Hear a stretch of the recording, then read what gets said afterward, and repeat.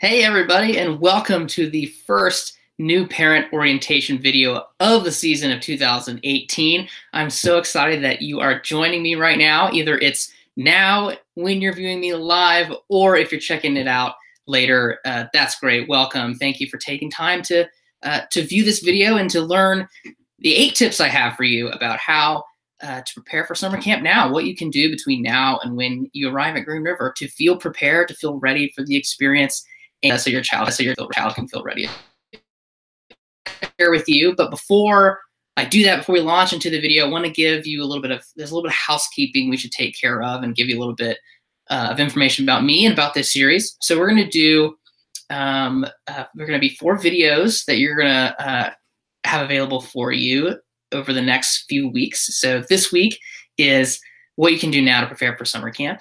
And next week is going to be homesickness. Then we're going to do a Meet the Directors video. We're going to get everybody in the office together and talk about our interests and how we got involved in camp and what we love about it, all that stuff. And then the next week, we are going to get some summer staff.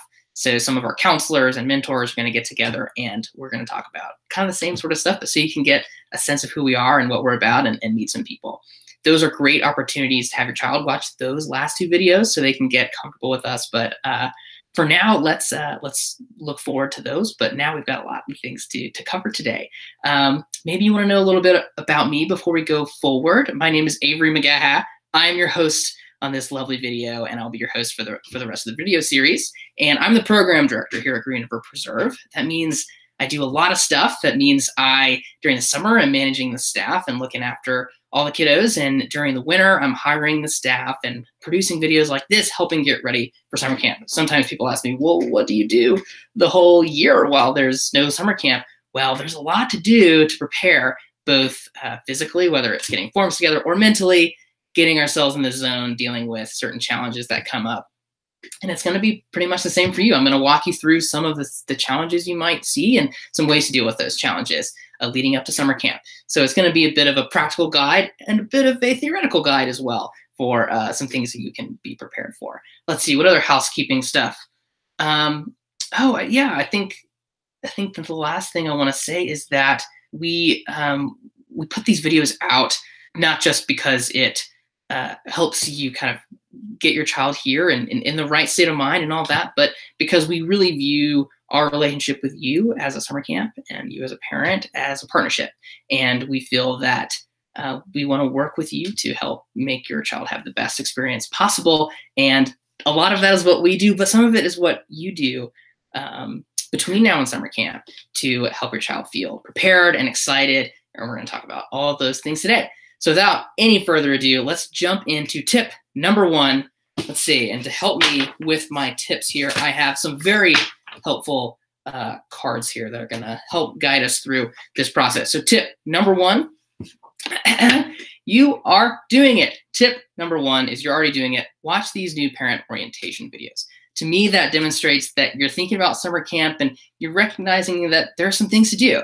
And I hope that you'll join me in taking an active approach and an intentional approach to help get your child ready, whether they are very independent and already super excited or feeling a little more hesitant.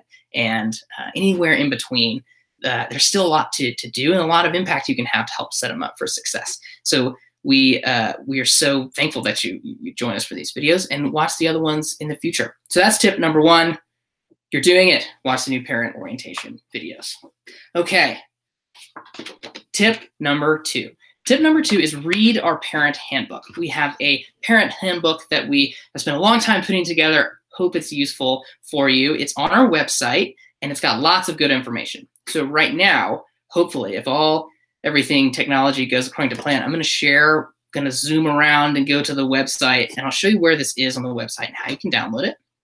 So if you hang on for just a moment, I'll take us there. Okay, we should have it working. There we are. All right, so you have visited our lovely website. It's greenriverpreserve.org, and the parent handbook is located on the summer camp tab here, and you'll scroll down and it's going to look like, parent information. So you're going to click parent information, and that's going to bring you to this page here. And this page has all sorts of fun sort of highlight stuff.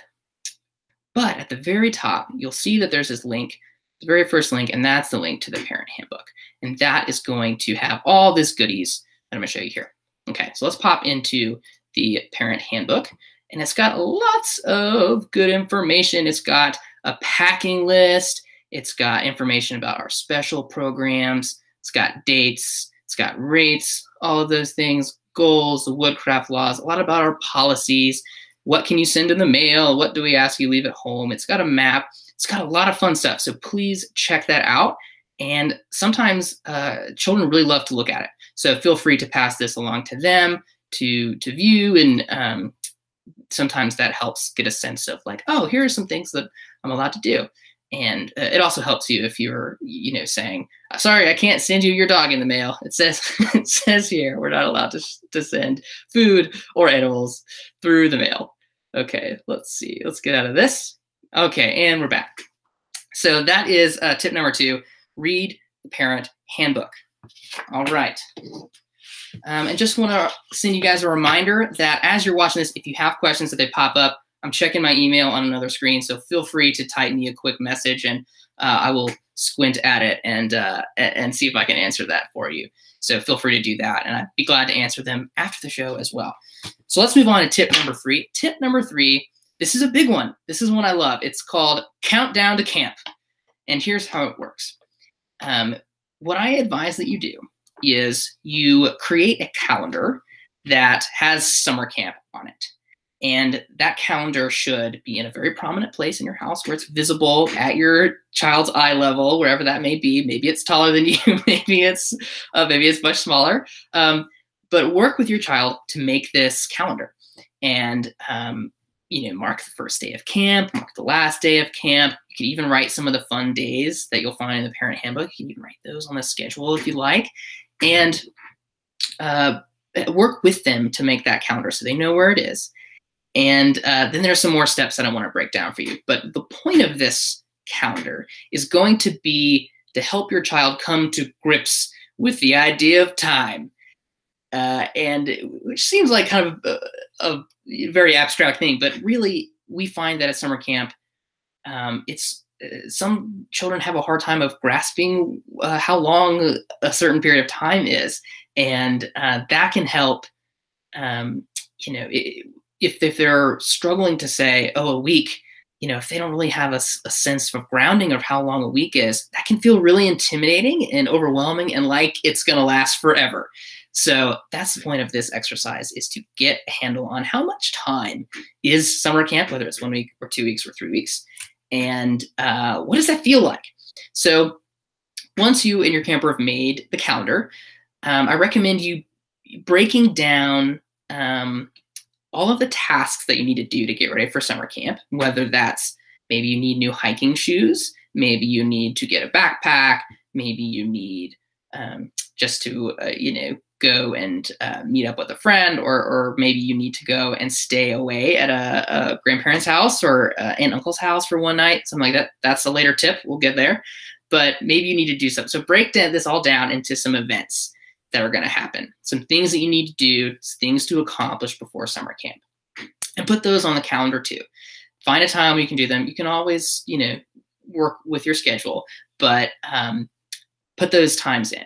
And then when it becomes a week or 2 weeks from that event, start checking in with your child and say, hey, I don't know if you saw, but a week from today, we're going to go get hiking shoes. How do you feel about that?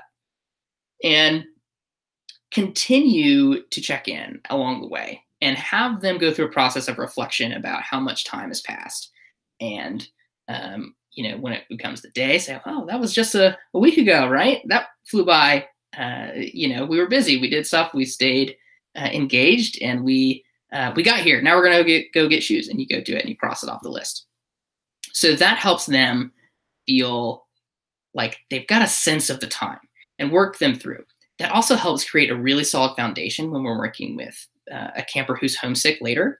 If the camper has a pretty good foundation of understanding of time, it's really easy and smooth for us when we're talking to them and say, oh, you've been here 2 days already. Well, you basically got 2 more days. and then camp's over and you're going to go home. So, that gives them the excuse to jump in and go, oh, well, that's not too bad. I'm already done. So thinking about time and using the calendar as a tool.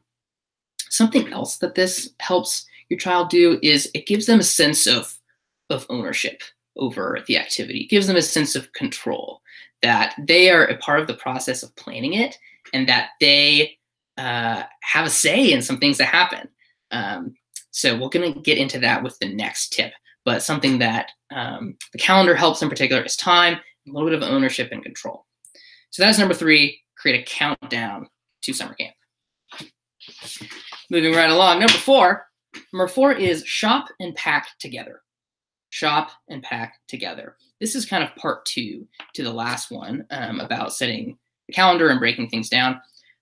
We like to see campers involved as much as possible in the process of both doing the tasks that need to be done and packing, getting the actual stuff where it needs to go, having a really big say about where those go. Now, obviously, that might change depending on if your child is going off to, doing things and is not really capable of being 100% focused all the time.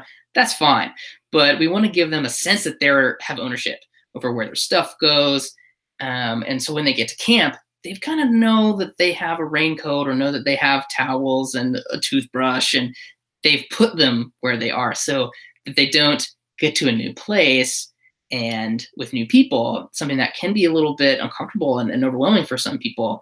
And they also don't know where their stuff is. So that's a huge thing that helps make the opening day go really smooth.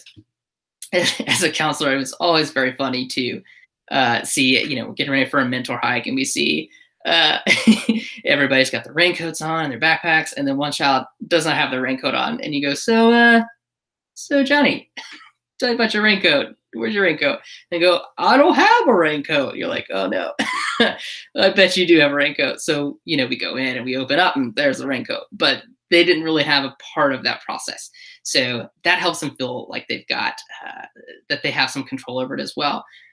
And that's the piece that I want to convey about not only the calendar piece, which is about time and getting a sense of that, but also this shop and pack piece, which is that you want to build a sense that they're capable and that they are taking this big abstract thing, which is jitters about summer camp and like, oh, I'm sort of feeling like anxious about camp, and helping them translate that into stuff that they can do to help feel prepared.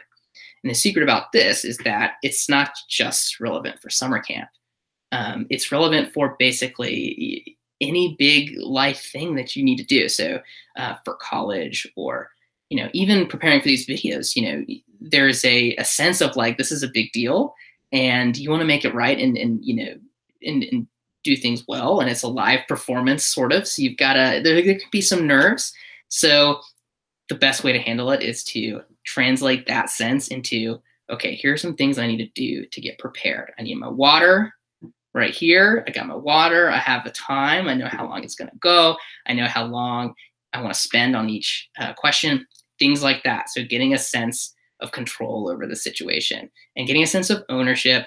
And sometimes packing can be fun. So another sense about why packing is a good thing to have your child really involved in is that when I meet some older campers, say maybe 12, when we're at a roadshow event, we're having pizza and we're talking, and I'll say, so you ready for summer camp? It's only in like 6 months. And they'll say, yeah, I've already packed. And this is sort of common when people get so excited and that they pack and repack and have all their things exactly where they want them for summer camp. And what I see in this is that it is a really smart way for them to take the jitters, the excitement, the anticipation, the nerves of this big thing and translate it into, this is something that I can do to get myself prepared and feel like I am in control of it. So those are huge for reducing anxiety. So that is tip number 4, shop and pack together. All right. Number 5, spend a night away from home. This is really important because there's just something magical, I think, about, as a child going to a sort of unfamiliar place and to where your parents aren't, and to go through the motions of getting ready for bed and falling asleep and then waking up and everything's fine, and for some people that can be a really smooth process and they don't much care. But for some people, they need this sort of experience of going through it and going, oh, okay, I did it that once, I can do it again. And so I recommend that you, before camp, if your child hasn't spent a night away from home, do that. Really do that. It's, it always makes us go, ooh, when we hear a parent tell us like, oh, this is Johnny and he has never spent a night away from home. We're like, oh, wow, okay. Yeah, we got to step our game up for Johnny here. So it's really useful. It's useful in that way. So it helps them know that like they need to find their toothbrush because it's not going to be where it was. They need to know where the bathroom is, that sort of thing. And then they know like, if I don't know where something is, I need to ask an adult where something is. And that's a really useful skill that helps make the first day go really smoothly. So even if they're a little nervous, they've done it before. They at least have that experience. And it's also something really useful for us to draw on when when a camper is feeling homesick. We get to say, you spent a night away from home once. How was that? Yeah, well, it's just 2 more nights of that, and then you get to go home. And then sometimes it's like, oh, okay. And it helps put things in perspective and frame things differently. So I recommend that you spend a night away from home. Okay, let me make sure I got everything for you. Yes, very important. Got it all. All right, moving right along. Number 6 is come visit us. And we love to have visitors. We love it when people show up to go on a hike or go on a tour at camp.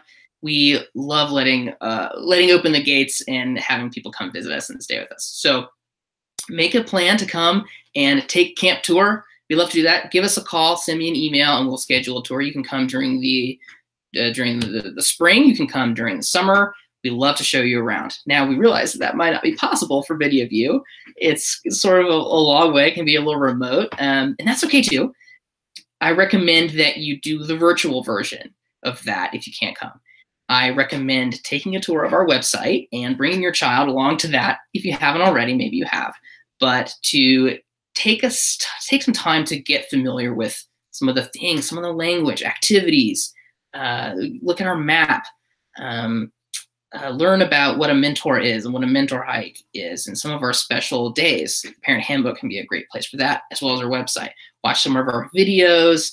Those things help get a sense of, oh, this is the feeling of that place. This is the place I'm going to eat. I'm going to sleep. Those things can be really important in helping lower that feeling of anxiety. And that's what we're trying to do throughout this whole process, is give them a sense of helping deflate some of those sort of that cloud of anxious feelings. And so being able to see a place, see some of the people can be really useful. So it might be useful, for example, to help to bring your child when you watch our Meet the Directors video and our summer staff video to get a sense of some of the people are, so you can maybe recognize a face, that sort of thing. That'll be really fun.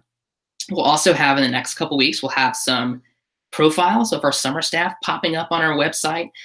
Right now, we are in a bit of a transition with those profiles, so we don't have them up yet, but soon we will have those profiles so that you can check those out with your child as well.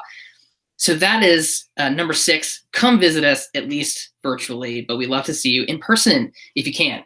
Now, while we're on this topic, I thought it might be useful to share with you how opening day works. So give you a sense of what your very first visit to us will be, to help get a sense of what's going to happen, so you know what to do, help you feel a little more comfortable there. So what I'm going to do is I'm going to switch you over to our map briefly, and we'll look at the map, and I'll kind of walk you through how the opening day goes. And we'll use my little mouse here. We'll pretend the mouse is you. So here's how it's going to work. So you are going to drive in. It happens on a Sunday between 1 and 3. And you will drive in on Green River Road, which is going to be down here. And it is a long gravel road, and it is a beautiful woodland. So you'll notice right away once you get there that we are in a magical, magical space. And that's what you'll notice right away. It'll start getting cool. and you'll start to hear birds if you roll your windows down. It's really wonderful. So what you're going to do is you are going to drive in our back entrance, which is kind of like back here. And you'll drive in our back entrance. And as soon as you get to the gate, there'll be 2 of our mentor naturalists there to welcome you, to say hello, to check you in. And then they will send you on down through this little driveway. And you'll come to where our buses are. Look at them. They're very fun. And here's a parking lot. So there'll be people who will help you park. You'll park in this parking lot, and then you'll be greeted by some counselors. Counselors will run up to you and say hello, meet your child, help you unload your stuff, and then they'll get you on the path to your child's cabin. So you'll go through the field in a little luggage cart here. And there are 2 spaces you need to know about here first. This top one is Boysville. This is where the boys' cabins are. Then down here is Girlsville. So you'll be going through the field. And if you're in Boysville, you go up here. Girlsville, you'll go here. And once you get to your cabin, your child's counselor, one of your child's counselors, will be in the cabin and will help get your child's bunk set up, get your bed all set up, meet you, talk about any concerns you have, that kind of thing. And then if you're in a 2 or 3 week session, you'll take your camping backpack with you. If you're in a 1 week session, don't worry about your camping backpack. And you will go up to the lodge. And there's our fishing lakes here and our swimming hole. And you'll go through here, and then you will come up and visit me in the lodge. And there I will be at a table welcoming you. You'll smell fire probably, and snacks and coffee and all the fun things that we have in the lodge. And I will talk through paperwork with you, make sure everything's good, check you in, talk to y'all a little bit. And then you'll be almost done. Next to me will be the nurses. So if you have medication, you can pass that off to them. Or if you have any concerns or questions for them, you can ask them. And that's a really great time to say, like, here's some as needed medication, things like that. So that's a good time to check that out. Okay. And so once you're done with me and the nurses, then if you've got a backpack or if you need to rent one, you'll go down to the bottom of the lodge. And you will meet some of our friendly expert backpackers who will help fit your child's backpack or fit your child for a backpack if you want to rent one, just to make sure that that is comfortable. And then it'll be time for you guys to head down back to your cabin, say goodbye, and then get out of here. So it's important, something that we can talk about homesickness, but it's important that you kind of speed things along and get through and let your child jump into all the fun stuff we have planned for them. So that, in a nutshell, in a brief, long nutshell, is opening day and how that works. If you have questions about that, feel free to check out our website, or you can shoot me an email and I'll help you out there. Okay. All right, and we're back. All right. That is number 6. Come visit us, take a virtual tour, check out that map, and it'll be nice knowing how things go. So here we go, number 6. All right, now number 7 is a bit of an abstract one, but I think it's one of the most important, and it's about the language that we use to help get ourselves and campers prepared for camp. And I think language is so important because language helps us think. It helps us frame how we understand things. And it's a huge part of how you take some piece of anxiety or piece of worry and translate that into feelings of capability and confidence. So a lot of what we've been talking about are some of the things that you do. And now I want to talk about some things to say, some things to think, some things to deal with that conversation if you're struggling with, I'm nervous about camp, I don't want to go. Those kind of feelings, which are totally, totally normal and common as well. So let's talk about intentional language. So we've been talking about capability. I think most of what the language is about the language of confidence. So I'm going to share with you some phrases and kind of deconstruct what those phrases mean and how they might be useful. So something that I know some of your children are feeling right now is this sense of like, ugh, summer camp, I'm nervous, I don't know what to do. Maybe they're stuck on one piece that they've latched onto, like, I don't want to do this, camp out, it's terrible. Or they just have a general sense of anxiety. And so we'll talk about how to walk through this. So the first phrase I want to share with you is, it's okay to feel nervous. Are you feeling nervous? It's okay to feel nervous. And The point of that is to really validate this feeling. So, maybe your child is worried about something that is totally not logical, and that's okay. We all have things that we're worried about that aren't exactly logical. And, it's important to say, that's fine. It's fine to feel nervous. You're feeling anxious, you're feeling nervous, you're feeling a little unsure. That's okay. That's normal. That is normal. But then what I want you to say, once you have told and validated that that's a feeling that is okay to have, because that's a feeling they're going to have in the rest of their life, is to then go turn around and say, are you feeling nervous? You might also be feeling excited, because that's kind of what excited feels like. And what we're doing here is we are taking this cloud of feelings and we are helping make that cloud into a structure. And it's much easier to go from a cloud of, cloud of anxiousness to excitement, to a cloud of anxiousness to, oh, everything's relaxed and fine. So I recommend, if your child is starting to feel nervous, anxious, unsure, validate that and then say, that's also what it feels like to be excited. So I want you to think, I'm excited. And it's normal to feel a little bit nervous. That's what excited is feeling nervous and a little unsure and a little agitated and excited. That's what that's like. So then you can jump straight to, you can do this. You can do this. So we've dealt with the confidence piece. Now let's deal with the capability piece that we've been preparing for with this, with the countdown, with the shopping and packing, with all those other things, visiting, things like that. We've been trying to build this sense of confidence and capability. And the capability piece is, you can do this. See, you have done this. You have done that. You have stayed at, your friend's house. You've done it. You've done it. You can do this. This is basically the same. You can do it. That's a really important thing to say. And it's a world of difference in your mind from, it's going to be fine, which isn't helpful, to, you can do this. You can do this. So help change that phrase. You can do this. You're ready. You've prepared. We're going to get hiking boots these days. We're going to do this day. We have already done this. It's just like going to school, but then you get to hang out with your friends after. Help them think through that capability piece. I can do this. The next phrase I want to share is a little bit, if you're feeling like you need to go a little bit further with, like, a little bit, there's some more anxieties that's a little bit deeper. It's not really helpful to say it's going to be 100% fine, that nothing bad is going to happen to you at camp. Like, it's not going to be hard. It's all going to be 100% groovy the whole time, because that's not really true. One of the things that makes camp really special is that it's a safe place to be exposed to things that are uncomfortable, like meeting new people. That can be uncomfortable sometimes. Getting wet, that's can be uncomfortable. Climbing a little bit more higher on the climbing tower than you would by yourself, pushing yourself a little bit hard. These things can be uncomfortable, but that's why we love summer camp. It's because it's a safe place to do those things and test yourself and push yourself. So what I want you to do is, when you hear these specific questions of, like, I'm feeling nervous about this, say, yeah, there are going to be some times you're uncomfortable.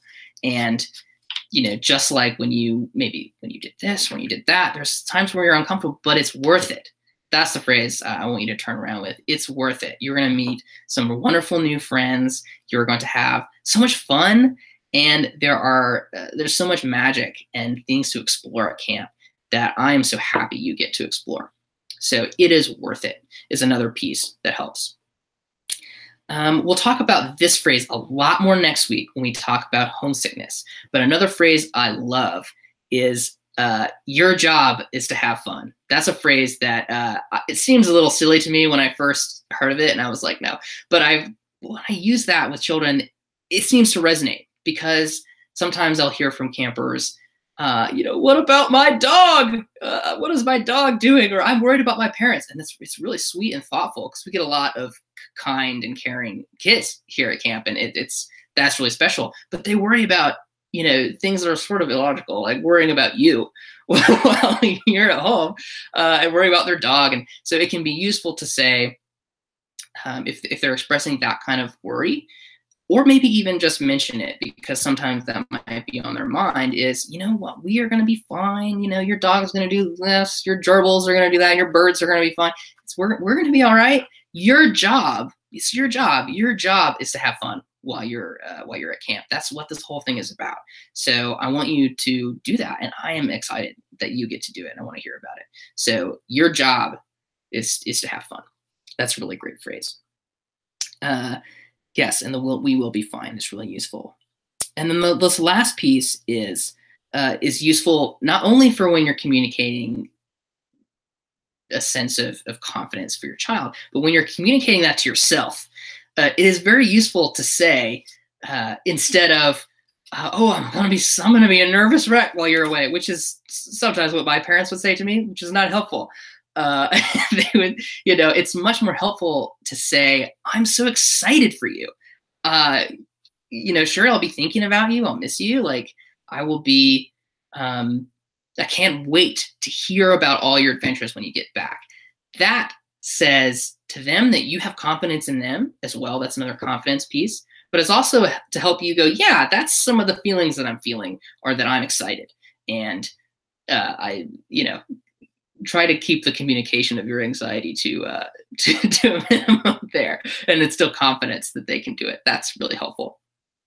Okay, I think we got the language piece. We're going to talk much more about the language piece next week when we talk about homesickness. But the last thing I want to mention about language is that, just to make sure you hear it, is that it's really counterproductive to offer them a deal. Like, if you don't like it, I'll come pick you up. Because that is another thing that undercuts confidence, and it gives them a sense of like hesitancy and doesn't allow them to jump in to the action. So I hope that you will, instead of offering deals, say things like, if you don't have a great time, you don't have to go back, but you don't need us to pick you up because it's such a short time, and we want you to really get everything out of this experience, and we're excited to hear about it. I want your job is to go and have fun and report back to me. That's your job. So that is our intentional language. All right, moving along to our last tip. Our last tip is also very important, and it's about you. It's about making plans for yourself.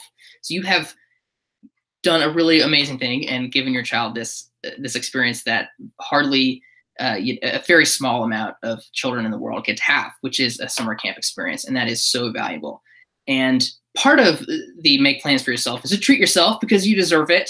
You work hard, you give so much to your children, and this is, you deserve some time to reflect on that, but also to just treat yourself and have a good time.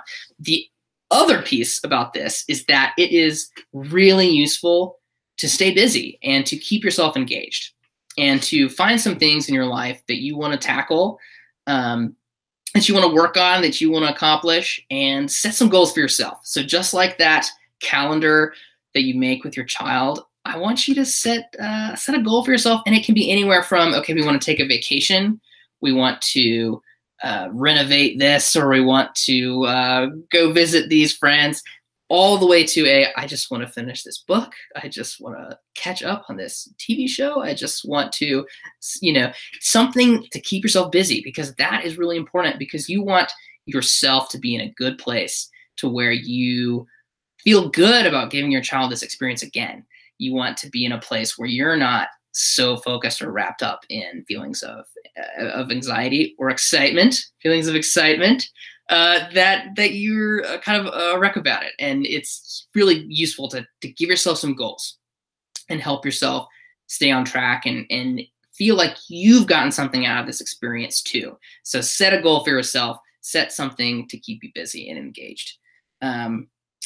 I'll tell you one last story, is that when I went to summer camp, my parents would always go to Florida to visit my uncle, and they loved that. I hated the beach, so this was not a problem for me. They wrote me letters, so I was like, great, I'm glad you're at the beach.